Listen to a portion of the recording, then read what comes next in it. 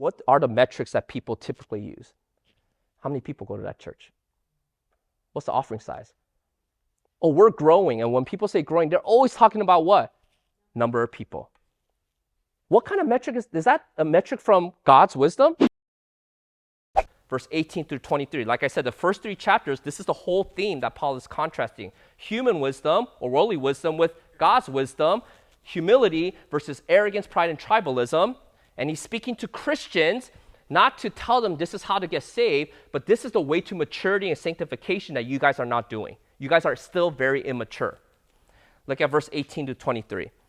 Let no one deceive himself. If anyone among you thinks that he is wise, do you notice the same thing, right? If you read before and after, you say, Paul's repeating wise, wise, wise, wise. Why? Because that's the whole theme of the first 3 chapters. Wise in this age, if you want to be wise, what he said, let him become a fool that he may become wise. In other words, change your paradigm, a definition of wise. It's not world wisdom. It's if you want to be truly wise, be foolish in the world's eyes by embracing the wisdom from God, which is what? Humility. For the wisdom of the world is folly with God. For it is written, he catches the wise in their craftiness. And again, the Lord knows the thoughts of the wise, that they are futile. So let no one boast in men. Does that sound familiar? So that no one may boast. So that I preach according to the cross, so that no one may boast, so that you will trust in God rather than men. Do you notice he brings up the same words again? So let no one boast in men. Don't boast in Apollos, don't boast in Paul, don't boast in Peter. For all things are yours, whether what? Notice he brings it up. Whether Paul or Apollos or Cephas. What does that call back to? Back to the baptism division. Do you guys see how Paul keeps going back to that same point? Or the world or life or death or the present or future, all are yours and you are Christ and Christ is God. What does God say? He's saying maturity comes not from the wisdom of the world, but the wisdom that comes from God, which is a secret hidden mystery that is only given to those who have the Spirit in them. Isn't the church pretty divided today?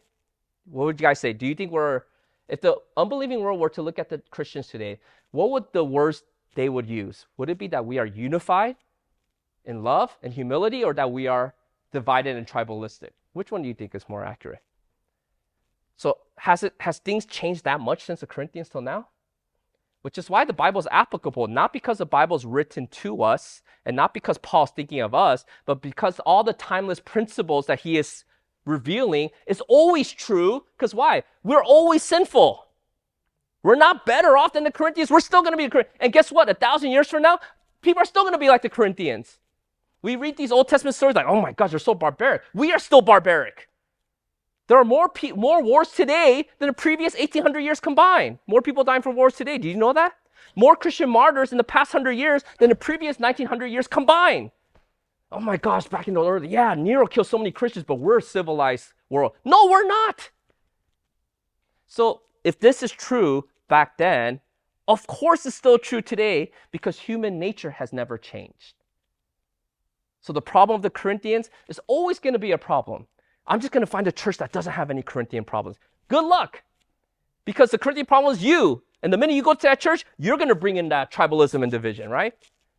Oh, I'm going to find a church that's just like Ephesus. Oh, Ephesus, they're the great church. The First Love Church. I don't see First Baptist Ephesus around today. All the 7 letters given to the church of Revelation, none of them exist today. No local church, by the way, is going to exist forever. And as good as something starts off, we corrupt it over time because of what? Our immaturity, our lack of humility, and because we look at everything through the lens of the world. Even the way we put values and compare ministries and churches. What are the metrics that people typically use? How many people go to that church? What's the offering size? Oh, we're growing. And when people say growing, they're always talking about what? Number of people. What kind of metric is that a metric from God's wisdom? That's not Jesus' metric. In fact, Jesus didn't like big crowds. Read the Gospel of John. The minute it got to 20,000 people, he started saying stuff until they all walked away. It's almost as if he's uncomfortable with this. Like, well, you're just here to get bread. I got to start getting rid of you. All right, you guys really want? Eat of my body and flesh. I don't want to eat. What is this, a body and flesh? They walk away. And there's only, 12 left. He's like, you guys want to go too? He's trying to get rid of his own apostles. Jesus doesn't try to make it easy for everyone to come to him. He's making sure they understand the full cost of what it means to follow him. He always says, no. You think you want to follow me? You're not ready to follow me. No, I want to follow you, but let me just get married. I just got married. No. Whoever does that's not worthy to follow me. Oh, I think I want to follow you, the rich young ruler. All right, then sell everything and then follow me. He makes the barriers because what? His metric is not numbers. That's the metric we have brought in from the world's wisdom. Because Apple is the best company in the world because it's the most valuable company because it has the biggest profit. And we've attributed that to God's ministry and kingdom work. Pretty applicable, I think, right?